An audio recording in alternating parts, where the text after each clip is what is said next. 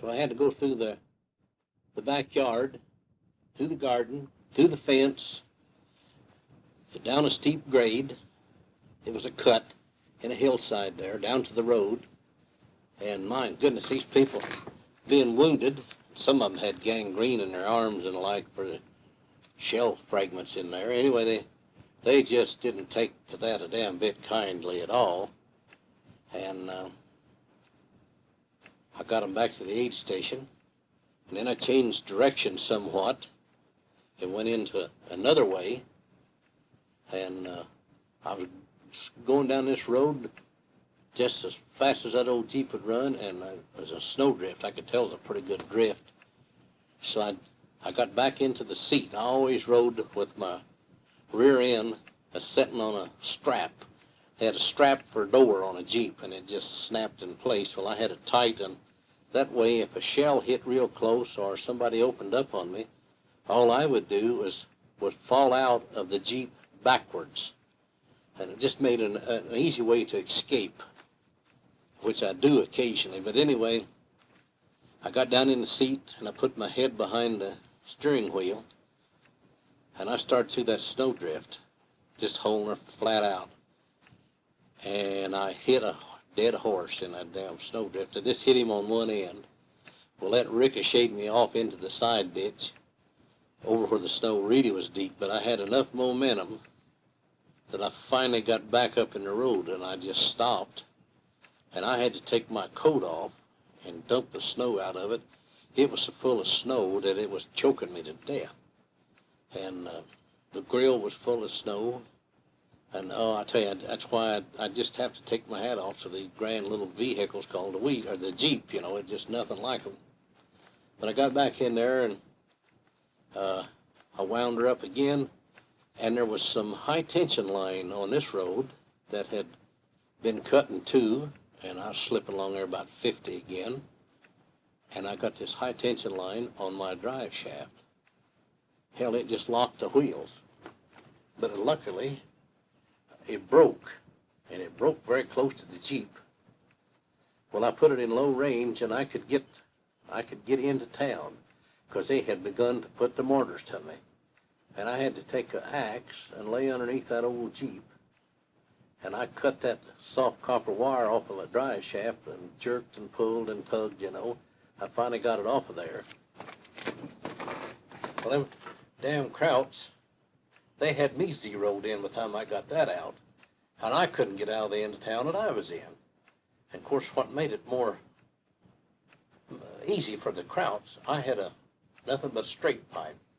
There was just about a 2-foot piece of pipe that come right off the manifold, and then it went into a flexible pipe across the Jeep, and then into a muffler. Well, hell, you couldn't drive a Jeep 2 hours in combat. You didn't tear that flexible pipe off. Well, that's what I had, and you could hear the old Jeep just roaring and backfiring and everything else. Well, I'd leave the engine running, and I'd walk real fast, run, that's what you call walking real fast, out to the street, and I'd look the situation over where I could jump down another alley. Well, what I'd do, I'd come back and I'd just wind that old Jeep up and just make a lot of racket and just run out there to that street and stop. And boy, I mean, they knew about where I was going, and they'd nail me. Well, then they tried to get me while I was back behind this building, and I'd take off again, and they'd finally get to the place they didn't know what I was going to do. Then I'd make my move, and I was just out guessing them, and here we'd go down the street, just a hell in it, and I'd cut in an alley and swing her around and wait and do the same thing again, you know. And I finally got back up where this gal was at, and she knew where some more people were at. And we done this, we played this cat and mouse game for 2 days. I tell you, I just couldn't take much more of that running in and out of town, just acting a damn fool, really. But the stuff that you'd have to go through to get them is worth it, though, I guess. And then about the time, let's see, maybe it was a little before this particular time, we went to Liège.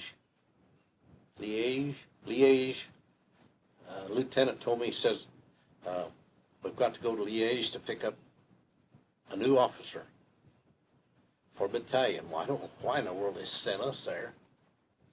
So I'm driving along, and I can drive about 15 miles, and I'd say, Lieutenant, I just can't go no further. So we'd stop, and he just, he had about 2 blankets on him he's wrapped up in. And he'd get out the 5-gallon can of gas, and he'd pour a big gob of that on the road and throw a match in it, and then we'd both stand in the fire. Well, it was serving two purposes. It was helping to keep your hair trimmed and cut some of your whiskers off and get the ravelings off your coat and all like. And we picked up this new lieutenant. Boy, and he was spotless. He had a clean shave and a brand new uniform, and he was one of them kind of guys who wanted everybody to salute him. Of course, this old lieutenant of ours, old Stanley, he's from West Virginia, and he was an old truck driver to start with. He didn't much give a damn whether the school kept or not, but we started back. And I said, drove about 10 miles or so out of there.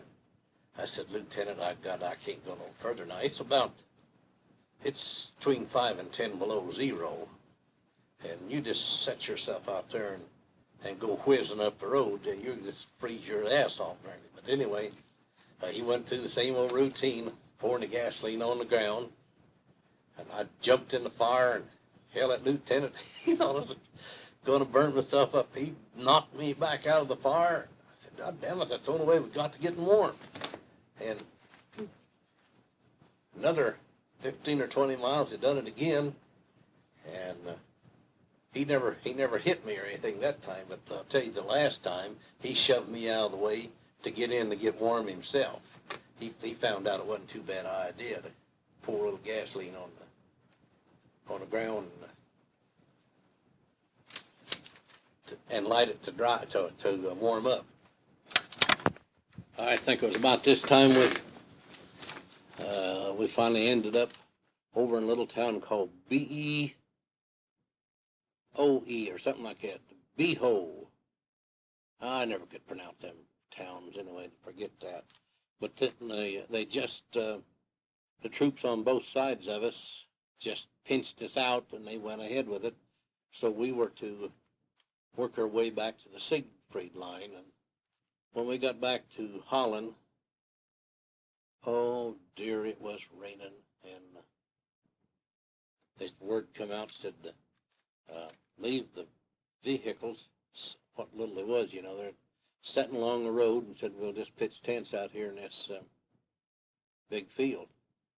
Well, the Holland people are such gracious people. They've got wind of what we was going to have to do. And they moved into one another's homes till they gave us enough room that they could put up the whole damn battalion. And I thought that was just really great. Of course, the whole battalion then was, instead of being 1,035 men, I don't imagine there's more than 400 or 500 of us. But anyway, we slept in their homes, and that was really one thing that the kids. We just couldn't eat. The kids wouldn't beg, but they would just look you in the eye while you're trying to eat, and they know damn well you take a bite with them little old sad blue eyes looking you right in the face, And boy, a guy just, no matter how hungry he was, he'd just have to part with his chow. And the people that lived across the road from us, we got acquainted with them a little bit, and they said that, and this man showed us he had one wall that he could turn the other way, and it was shortwave radio. All hid and camouflage back in there, and he said, I heard you guys when you, or not us, but the American Army, he said, I heard the American Army when they landed in Omaha. And he said, I've been staying in touch with you, listening to this, that, and the other. And that was quite a good thing, to hear that. We went on up then to the 102nd had left Linnick and got into Brooklyn. and then we relieved them.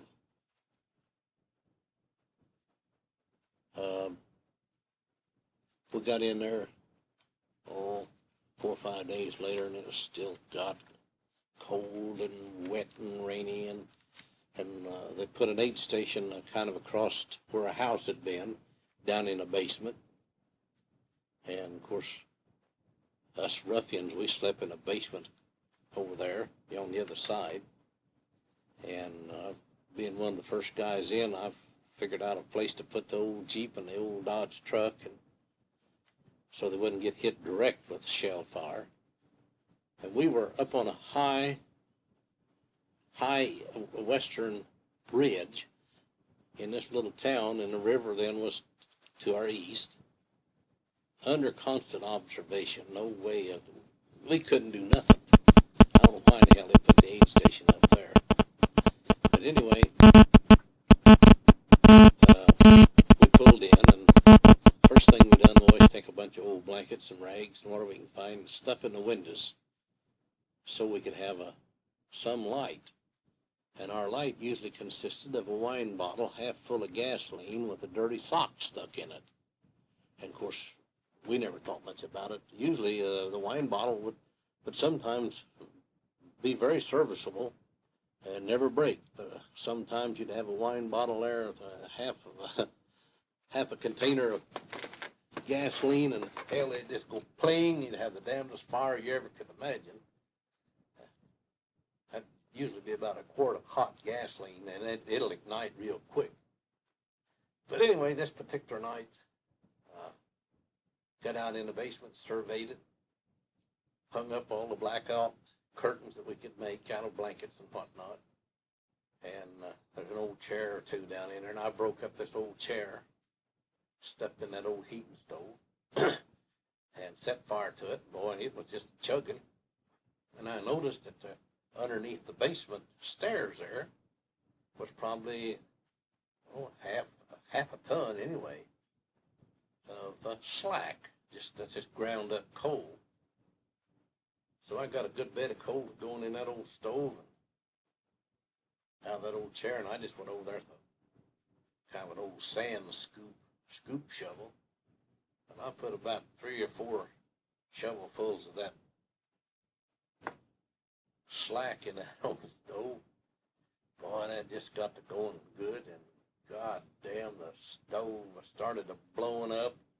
And what I had done, I'd put at least 2 or maybe 3 shovelfuls of 9mm ammunition in the damn stove. And goddamn Germans had painted the ammunition black and dumped it in that coal bin. Well, it blowed the stovepipe down, blowed the stove about all apart, and we just had fire every place. And in the fracas, it got rid of our blankets we had hung up at the windows, and us fighting fire in there, and the blankets down, and the damn Germans are shooting right in the windows with machine guns. We just had about all the damn excitement we could put up with for one night. And a few nights later, right across into the aid station there, they had a big piano, boy, it's a nice upright. And one of the men in the battalion headquarters heard about it, and he wanted to play the piano. So he come up there and was playing that piano, and he could really play it. It was just so nice. And my God, I was back in the north end of the first aid station. Of course, there's a big picture window around there where that piano was, and the crowds could hear that piano playing. And I guess they knew about where it was at. Well, they started shelling, and the first damn thing you knew, they blew the blankets down from the windows. Everybody run for the basement, and I couldn't get in the basement because it was clogged up. And there I am, top floor, with the piano and a gas lantern, just hissing, My God, and it takes an hour and a half for a gas lantern to go out once you get in a situation like that.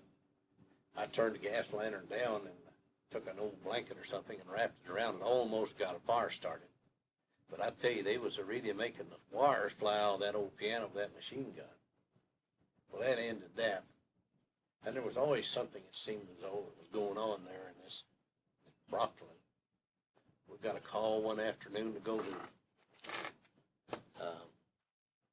Lineage for over to K Company. We spread pretty thin.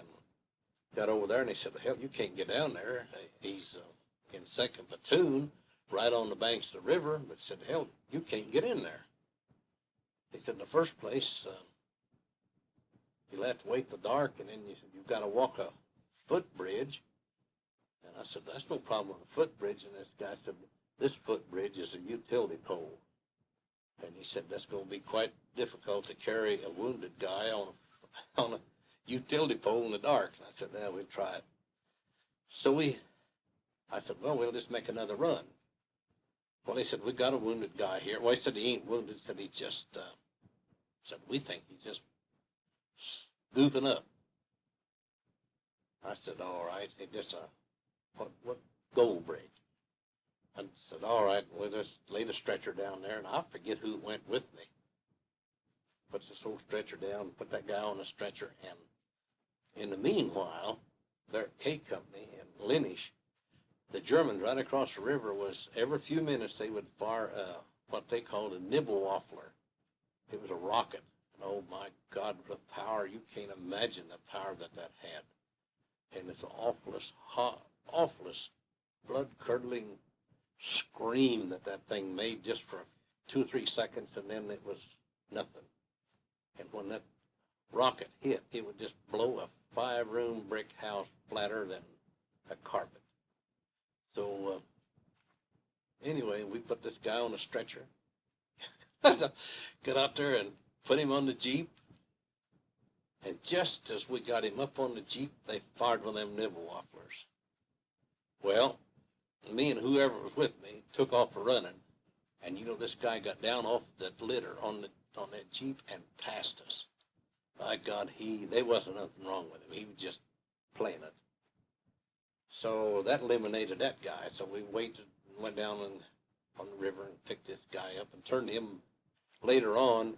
After dark, we turned him over to the 102nd Division. They were in the same town. It didn't make any difference whose aid station got him.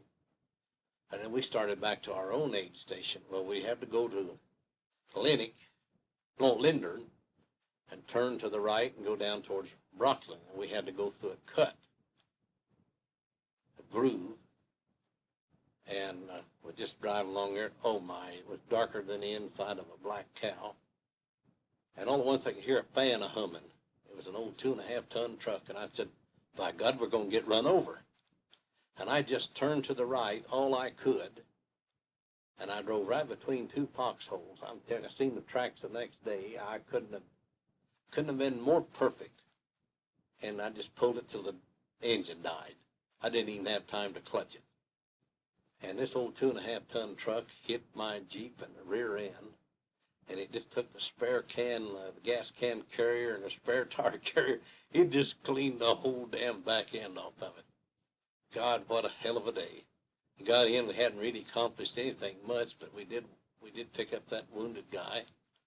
And old Darrell Smith down there, and Smitty said, now, he said, I'll run this BAR. And he said, you guys just got a mighty few minutes to get this guy across the bridge, that footbridge, and get him out of here. And boy, we just did make it. Well, and then a few days later, maybe a day or two. Now, in the meantime, I think at that same time, the general had issued an order that no one was to drive a Jeep more than 20 miles an hour. And if he was caught smoking, he would get a frontline duty. And if he was caught speeding, he'd get frontline duty. Well, I smoked and I drove wide open because I didn't know. And if they got me any further forward, I'd be in the German army. So this particular afternoon, call come in that there was eight men wounded in L Company. Well, I just jumped in an old Jeep, and down the street I went. And the first turn I went around was where a wall had fell out of a building. And I met the colonel. And of course, I was sitting on my little canvas strap, almost standing up, and I was running flat sideways, moving it. Well, the old colonel came right to the aid station. And I come sliding back in there in about 4 or 5 minutes with 5 or 6 of them guys. And when I backed out of the aid station, I just swung it, and the front end spun, and I just went right on. I never stopped and turned around. It's just what I call a lucky Peter spin, you know. I come back in with a couple more, and I swung it around and leaving that time, and in the meantime, we're getting more and more wounded because the Germans are really tickled with what's going on, so they're putting them orders to us. And that old colonel, when I come in there the third time, he said, "Hey, boy, where'd y'all learn to drive like that?" And I said, "Morgantown, Indiana." And he said, "I didn't think y'all learned that in the Army." Well, he was from,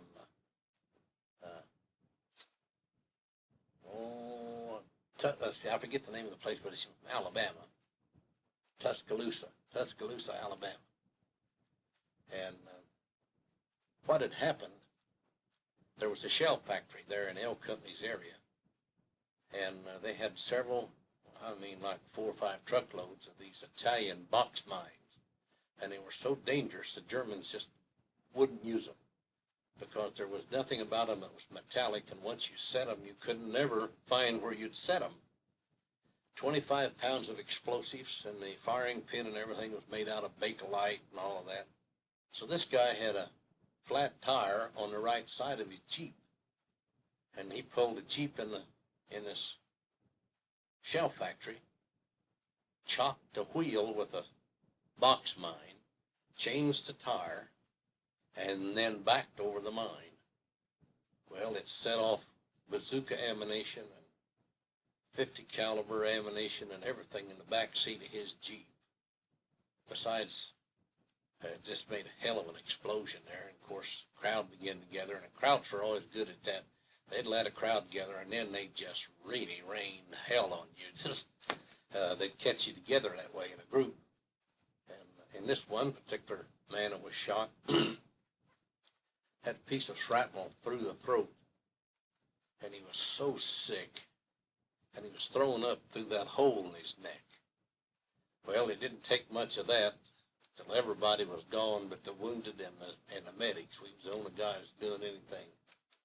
And I noticed while I was in there and out of the L Company that they had a water wheel in there because there was a little waterway down, and this was their source of power. Well, a few days later, me and a couple other medics went down there, and we got this generator. And of course, this being in March, I think it was March. Yeah, that's February and March, along in there. Getting a little restless, needed something to do, and all of that. Well, we brought that up to the aid station, and I brought a piece of belting, and I drove some stakes in the ground and held that dynamo down, put a belt around it, and jacked up a hind wheel on this old Dodge 3/4. And, boy, I'm telling you, I had it lined up to where that belt would just take that old dynamo a-humming. Well, we were always worried and trying to keep ourselves in lights. We never had much luck at it. And I noticed on this house was right there next to this old Dodge where we sleep in the basement. There was only 2 walls or so left of the house. I said, well, I'll just run me 3 wires off of that main entrance over to here to this 3 wires on this dynamo, and we'll have us some lights. Well, glory be. I jumped in that old truck after I wired it up, put her over in 3rd gear, and just eased out on the clutch. And in the last time it'd take to tell it, the people that was in the aid station basement, just across the drive from us, they come running out, rubbing their eyes. They was all stone blind.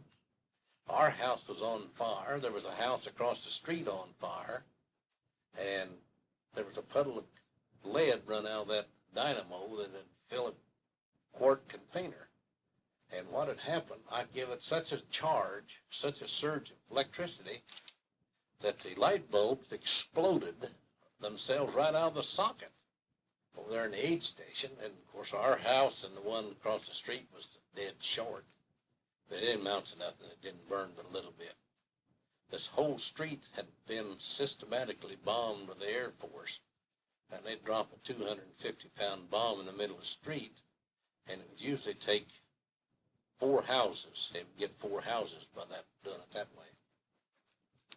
But a day or two later, after we went through that episode, I was hauling in some wounded that come back on patrol, and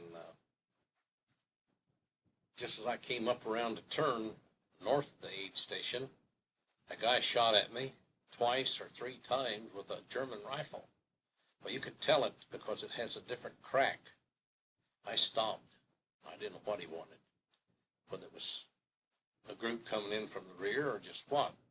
But I couldn't let him kill my wounded, and especially me. So I spotted him, and he was an idiot that was called a forward observer with the artillery. And I never did know what his name was, but I found out he's from North Carolina. And it just really made me mad. I'm telling you, I got really upset. And in our aid station, we always had 10 to 100 rifles off of the wounded. And I just picked up a rifle and a bandolier of ammunition, and I tried my best to kill that guy. And he'd hold up his handkerchief, wave that, and I'd try to shoot his arm off. But my rifle just wouldn't, you couldn't hit nothing with it. I think probably could if I hadn't been so mad and I'd zeroed it in. Well, after I shot about 50 or maybe 100 rounds at him, that old rifle, he came down there at the aid station, and he was upset. And he was mouthing off, and I said, now, I'll just give you a little clue. It still ain't too late to kill you. But, the sad thing about it, somebody did kill him, or he got killed because he just loved to monkey around with anything that was booby-trapped. He thought he could outsmart the crowds. And the guy told me what really got him. A German made it very obvious that this particular step on a stairway was booby-trapped, but he had booby-trapped the one above and one below, and he got into his own fly paper and it killed him. But it was probably best if they hadn't, somebody would have killed him.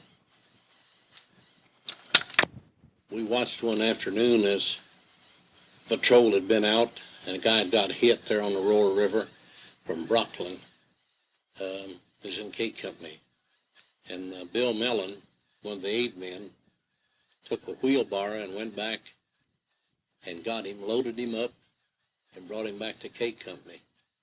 And he got the Silver Star for that. Quite a feat. Everybody thought a lot of old Bill for doing that. Bill just said, well, the hell, he's my buddy. I'm going after him. And that was it. Looks like we're about out of tape on this one.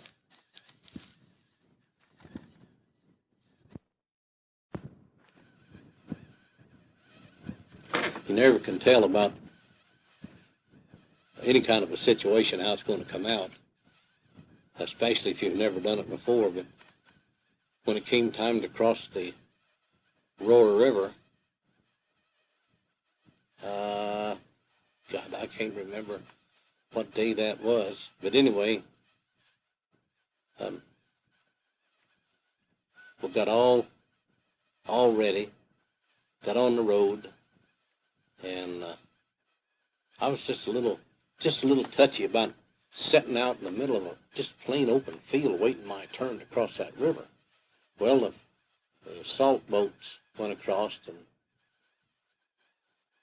there was a lot of men killed in that. But, well, I'm getting ahead of myself. in the very beginning, we had been making dry runs to cross the river and without much success. And the morning that we were to cross it, the Germans blew the dams, and the Aurora River became a mile wide. Well, if we would have crossed that morning, we would have been cut off. They couldn't have got us any supplies or anything. So it was great that we'd screwed up and couldn't make the crossings for some reason, I don't know what. But this particular night that we started, we didn't get across till, in the wee hours. No, I think we started in the wee hours. That's what it was. We didn't get across till about daylight. But there was so much artillery. We had right in our area, in the immediate area, we had 690 105s, 155s, 75s, anything that they could put a shell in. You never heard such a damn racket in your life. It was 40 Bofors. It was 50 machine guns. It was ack, every damn thing. And it was so light just from the muzzle fire, that you could actually read a paper most of the time. Well, then the Germans would counter battery fire with 88s and mortars. And God, I know one time our shells had quit for a few minutes, and here comes some stuff that was coming in close. Well, everybody remembered where this one particular foxhole was at. So when they heard them shells screaming, everybody took off a running. And everybody got there at the same time. It was just a huge collision. And there was about 3 MPs in the bottom of the hole.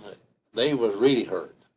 So we just forgot that from then on. We just stayed outside and let the MPs have the hole.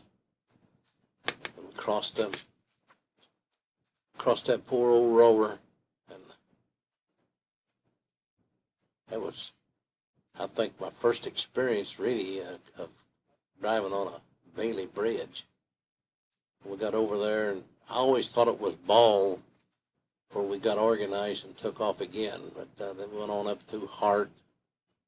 Well, we just about met our maker in that particular area. Hart was really a terrible town to take. A lot of SS in that area, and I tell you, they didn't give up nothing. You just had to take it away from them. And then on into Crayfield, and finally on up to Rheinhausen. And then we come from there, after being in Rheinhausen several days, we clean it out every day and found out the next day it'd be full of krauts. We'd get the krauts out, and the next day they'd be full of krauts. There was a tunnel underneath the Rhine River, and it was coming up to a mine shaft. Needless to say, we blew the tunnel. And then we crossed the Rhine at Wessel, I believe it was. That's where Alvin Whitaker's 17th Airborne Glider Infantry crossed there. The morning that we crossed, well, they crossed a few hours ahead of us. And the engineers that built that bridge, it took them 28 hours. Pretty good bridge, too. Well, I think I'll just stop for the time being. I think I'll tell about after I'd been transferred to the 12th Armored Division. I'd been drunk nearly the whole summer of 45. I don't mean completely knocked out, but we had really been celebrating. There was 12 of us who drank 40 gallons of wine a week. And this went on until about October. And then there was a certain group of us, due to the fact that we'd had a certain amount of points. You got so many points for being in the Army stateside, and so many points for overseas, and then so many points for Purple Heart and all of that. Well, I wound up with just enough points to get me transferred to the 12th Armored Division. And after I got down to the 12th Armored Division, and I can't remember the name of the town, we were stationed right north of Ulm, U-L-M, Ulm, I believe the way the Germans pronounce it.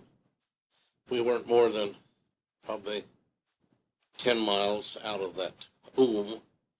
Well, altogether new setup, and got in there late one afternoon. The next morning, after we went to chow and fell out, why, the first sergeant said, "Full field, hit the road." Hell, we made 20 miles, and I just wasn't in favor of it at all, because all I wanted to do was go home. And anyway, we went to 20 miles, and I run into two other medics, and I said, "Hell, let's make us up a first aid station." Well, these guys said, I ain't got guts enough for that. Said, you approach the first sergeant. I said, okay. So I went down to the first sergeant after supper. I said, "Sarge, we got a lot of men in this company. A lot of them got the itch. They call it scabies. And a lot of them are just in bad shape physically. And each athlete's foot and just everything, just small things like that. Bad colds." And I said, "We need a first aid station." He said, "All right." And he just pulled a map out and put it on his desk, and he said, "Here's where we're at, and over there's battalion headquarters." Said, "That's 6 miles over there." Said, "You just walk over there tomorrow and get you enough stuff to make an aid station." And I said, "Man, I'd have to have help." So he said, "Well, get you a man to go with you." So we went over there, and of course that took us all day, make that 12 miles. And we got back that afternoon, and we found us a building suitable for an aid station. And we got the paperwork and all of that. We set us up an aid station, and the word was out. Man, I'm telling you, right after chow, or at chow, right after chow at first call, why, I made the announcement that sick call would be such and such a time. And, of course, they had another big hike scheduled for that day, and the whole damn company fell out. I mean, every damn guy in there. And, of course, we just worked, and it wasn't a hell of a lot we could do anyway. Didn't have nothing, just some aspirins and some Whitfield's ointment for athlete's foot. And we had some stuff for the itch, and some powders and this, that, and the other. And we got them all through. And the first sergeant, then he come over and he said, "You damn medics is making a racket out of this." And I said, "Now, Sarge, you can't refuse a man medical attention." And I said, "They'll even court-martial you if it's available," and the guy refuses. And he said, "Yeah, I know it. God damn it." He got all upset with us. Well, anyway, the next morning, as about half of the company fell out, and then the civilians began to come in. Oh, dear. And we didn't know nothing about taking care of civilians, and couldn't speak their language. And I had one guy, he could speak a little German. Had this one, damn, she was good looking. I mean, she was just plumb beautiful. Dark-haired and black eyes, and just a beautiful woman. And we set her up on the table, and she's pointing to her breast. Well, we took her clothes off, and I picked up first one breast and then the other, and my God, she had athlete's foot under her breast. Oh, my goodness, I never seen nothing like that. That, as far as I'm concerned, we was making history. That had to go down in the American Medical Journal, And then she got to talking about the other end. I said, better get old Johnson in here. He could speak a little German. And I'm telling you, her rear end was just full of scabs. Of course, she'd had the itch and trying to doctor it and this, that, and the other. So we just put her shoulders down on the table and put her butt up in the air, put her on her knees, where we could get to all the working parts there, and we started pulling the scabs out of her rear end. And we had some salve, by God, would raise the dead. For this itch, you know. And we took a big tongue depressor, pulled that salve, and smacked her in the butt. And I'm telling you, she just acted like a guy that was wrestling. She just pounded that table and hollered and screeched and went on. But by God, we got rid of it. Well, I knew the sergeant that was shacking up with this gal. So I seen him over at the mess hall next morning. I said, Sarge, that old gal you've been shacking up with. I said, hell, she got sick. She's in just awful bad shape. And just let him go, you know. I told him that we'd had her through the aid station. We examined her. Just eat up. Well, every time that old sergeant get a chance, he'd step in between two buildings or something, he'd look at himself. And we just had him paler than a sack of flour the whole damn day. Then at supper time, I told him, I said, no, I'm just putting the heat on you. But I said, that old gal ain't too well. And boy, he really got some color back in his face then. Well, he's about ready to whip me over that. But we had a little fun out over Sarge. And then one afternoon, well, one day at noon, one of the boys told me, he said, Doc, that old chicken that you've been hearing run around here singing and cackling and going on, he said, I've caught her. Said, she's the last damn chicken in Germany. But said, I've set a trap for her and I've caught her.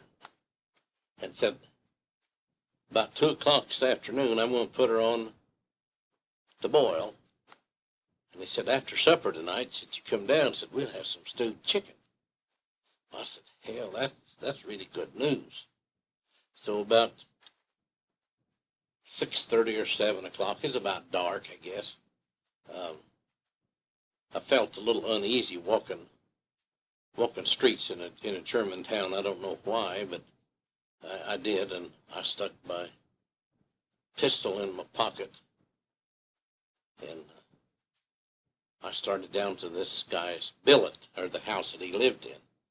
Now we got down there, and I looked at this chicken sitting on the stove, and my goodness, it was chicken all right.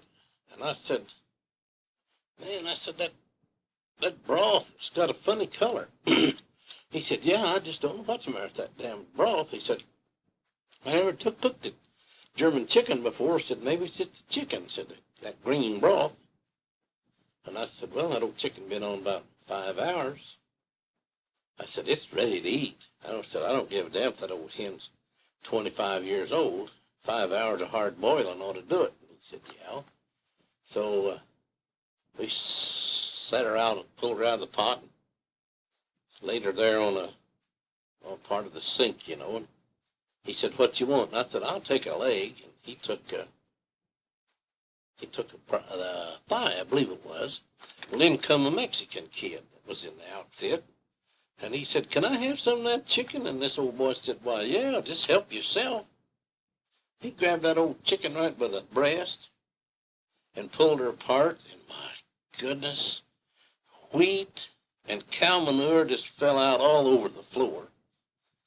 And I said, damn you, you cooked that old hen with the craw on there. Oh, I got sick. He got sick. That damn Mexican, hell, he just eat that chicken like it was going out of style. It didn't bother him. And that's why the broth on that old hen had turned green. Goodness sakes. And a few days later, they said that they'd made arrangements for some trucking outfit, some quartermaster outfit, was bringing in 3 truckloads of Polish refugees from Ulm. Was going to have a dance. Well, they brought them in. I never did know where the dance was at. I know the next morning, when it come time for them to go back, no, they took them back at midnight. They took them all the women back that they could get a hold of. They took them back in a 3/4-ton Dodge. I don't suppose you could put more than 8 or 10 people in that old 3/4. But that's what they took them back to Ulm in. And the next morning, there's a bus come through. My gracious, they made it. They all got up in time to get on the bus. They was hanging out the windows in every place. I still don't know to this day where the dance was. I don't really think they had a dance. They just brought a bunch of them gals up there, and them old boys just lined up too deep and got them a gal and went back to their billets. But we stayed over there in the aid station and tended our own damn business, because I'd went too far to get involved in something like that, wind up with some kind of venereal disease or something, and they flat wouldn't let you on the boat if you had the itch. You got a final physical just the day before you got on the boat. Man, if you had the itch or the flu or anything like that, shame on you. It was back to that old replacement depot, and nobody ever knew when you'd get home then. But that was quite an episode in that little town, I'm telling you. Well, let's see, I better think of something else. Well, now, I can tell you a little story from when we left this little town. We all got on trucks, and I don't know how far they hauled us in trucks, but they hauled us, maybe it was down to Ulm, I don't remember.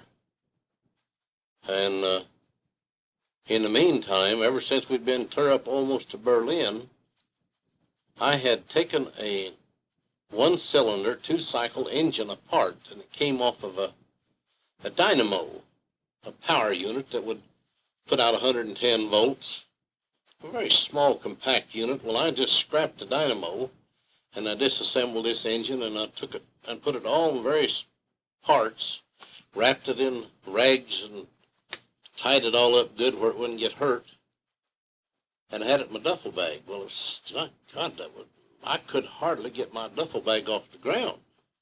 It had so much weight in it. So I made a deal with two other guys. I said, help me carry this damn thing.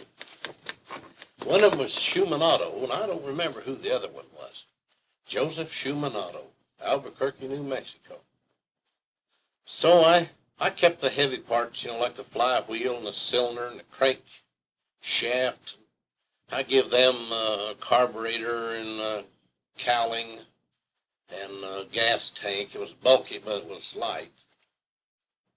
And we got on the train, and I'm not too sure. I don't think we went but just about a half a day on that damn train.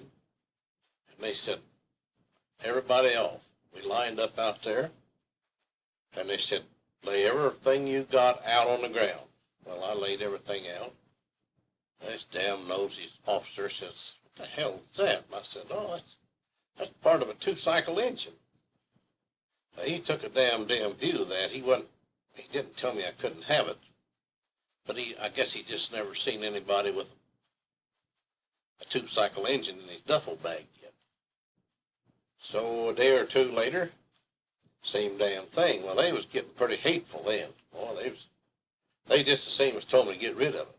Well, go back on that damn train, and that day I think I threw away the cylinder head, and the next day I threw away the crankshaft. And by the time I got into Marseille, France, I didn't have nothing.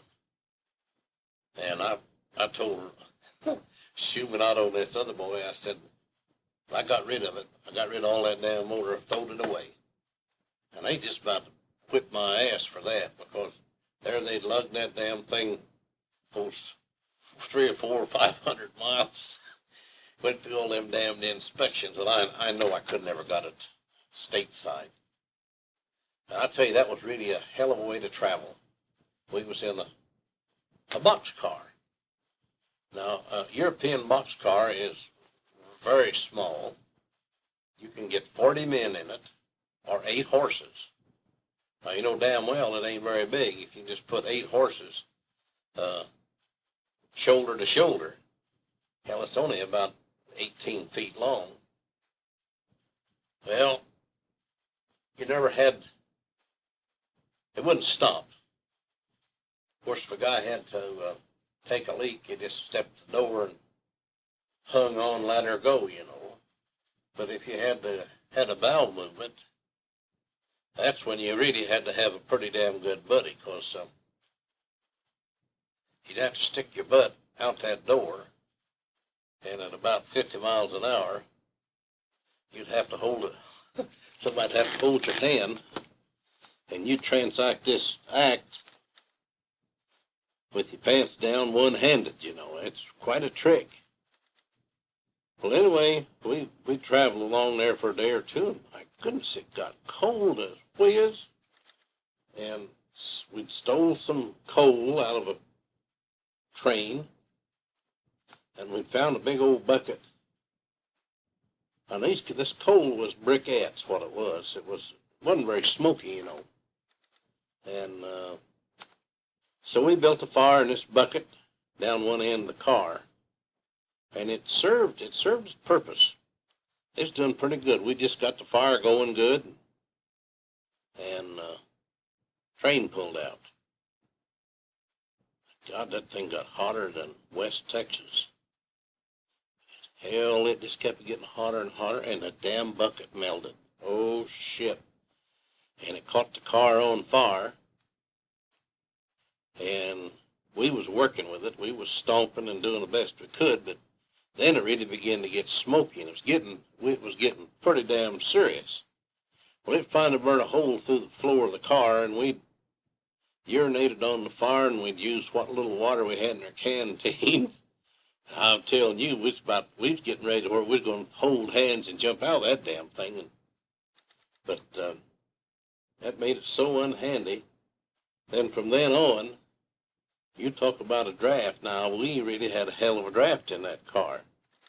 One of the had made us pay for it, but every car that I had ever been in, and a lot of times I would get out of the car when the train would stop, and I'd go down the track or up the track, because there's always talking and going, visiting with everybody you could think of. I'd be 5 or 6 cars up a track or down, and every car that I'd ever been in was full of 50 caliber machine gun bullet holes. So poor old train during the war had really been taking a hard lick.